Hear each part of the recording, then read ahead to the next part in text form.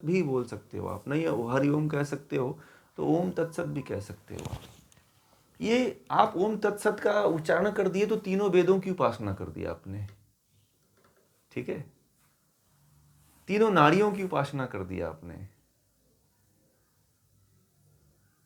तीन प्रकार की शक्तियां हैं, जो प्रकृति है, जीवात्मा है, ईश्वर है, उनकी आपने उपासना कर दिया। उपनिषदों में जाओगे तो इसका और विस्तार से वर्णन मिलता है ओम तत्सत का। तो बड़ा महत्वपूर्ण ये विषय रहा त्रिविध श्रद्धा।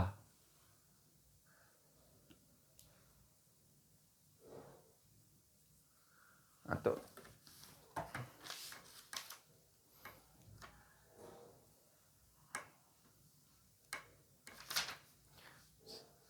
बस अब आप लोग अपने जीवन में इसको धारण करिए, बोलते रहिए आप लोग भी।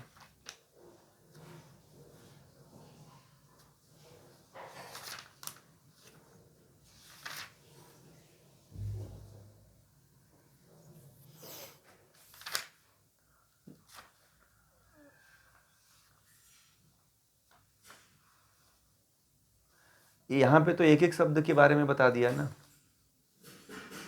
यहाँ तो आप लोगों को एक एक शब्द के बारे में बता दिया गया कि ओम तत् सत्य क्या है। तो इसके अर्थ को समझना ज़्यादा महत्वपूर्ण होता है। जो भी हम पढ़ते हैं या बोलते हैं उसको, उसका तात्पर्य समझना जरूरी होता है। जीवन में ऐसे हवा में नहीं कुछ बोलना चाहिए, पहले उसके अर्थ को समझिए, उसको जानिए। बिना जाने हुए अंधी श्रद्धा मत रखिए किसी के प्रति भी, चाहे ज्ञान हो, चाहे विज्ञान हो, चाहे कुछ भी हो, चाहे व्यक्ति हो, चाहे कोई भी व्यक्ति हो। हाँ, शब्द से ही ब्रह्म की, ओम जैसे शब्द है उससे ब्रह्म की उपासना करिए। कबीरदास जी ने कहा ना, शब्द से उपासना करो। राम शब्द है एक, तो राम का को बोलो आप, राम का जप करो, राम का चिंतन करो, यही भवसागर से आपको तारेगा। ओम का जप करो, गायत्री का जप करो, गायत्री का ध्यान करो, गुण कर्म स्वभाव का चिंतन करो, आप तर जाओगे। ठीक है।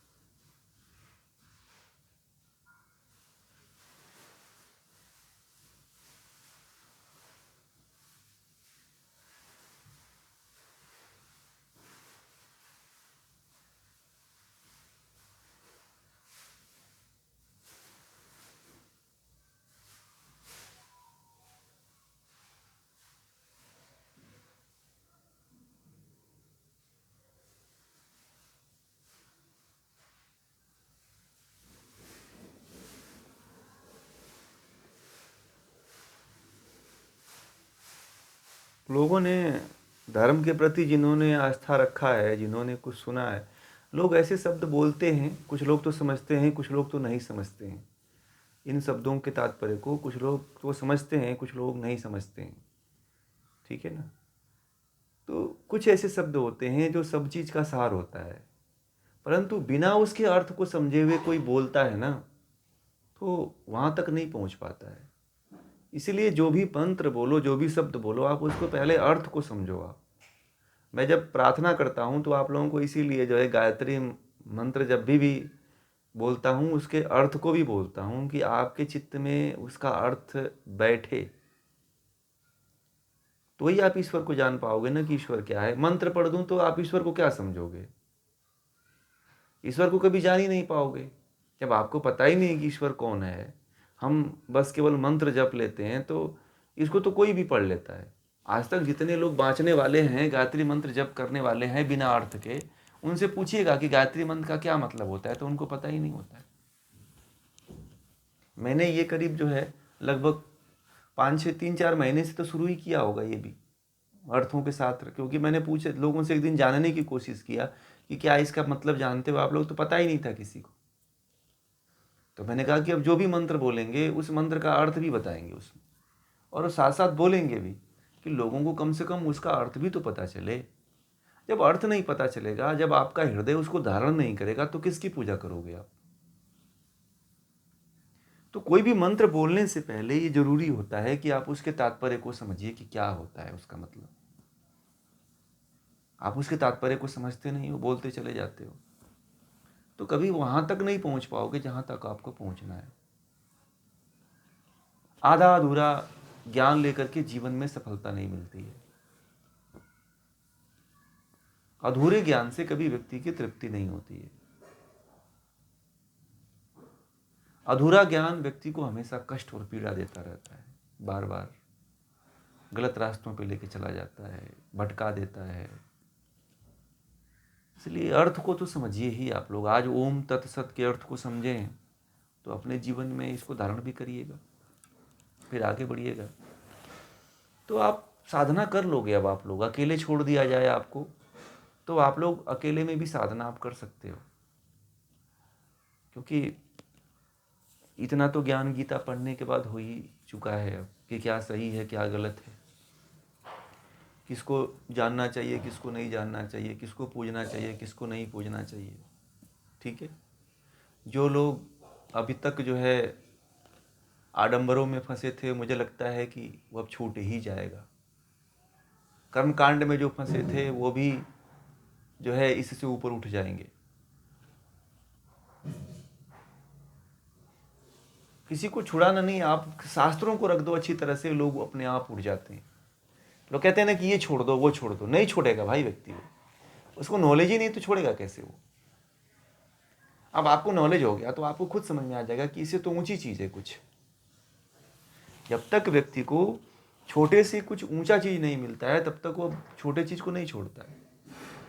अब गीता तो सबका सार है ना, अब इससे ऊंची और इससे महत्वपूर्ण ग्रंथ तो मुझे नहीं लगता है कि जनमानस में कोई है।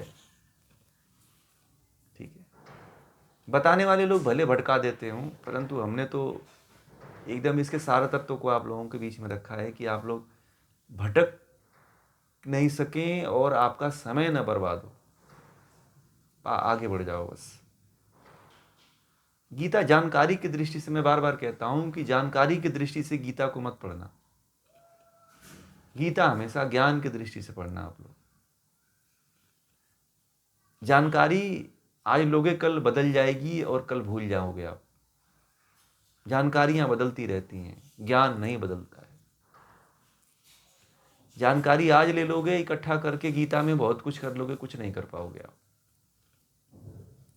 परंतु ज्ञान रहेगा तो गीता का, तो आप अपने लिए और दूसरे के लिए भी कुछ कर पाओगे। ज्ञान बहुत बड़ी चीज़ होती है। और मैंने जो भी ग्रंथ, मैं जो भी आप लोगों के बीच में ग्रंथ लेकर के आता हूँ, उस ग्रंथ का जो मूल भाव होता है वो ज्ञान ही होता है, जो आपको ऊपर उठाया जा सके, आपका उत्थान किया जा सके। ये लक्ष्य नहीं होना चाहिए कि जीवन में आपका कोई उन्नति ना हो। हमारा उद्देश्य है कि आपकी उन्नति हो, हमारा उद्देश्य ये नहीं है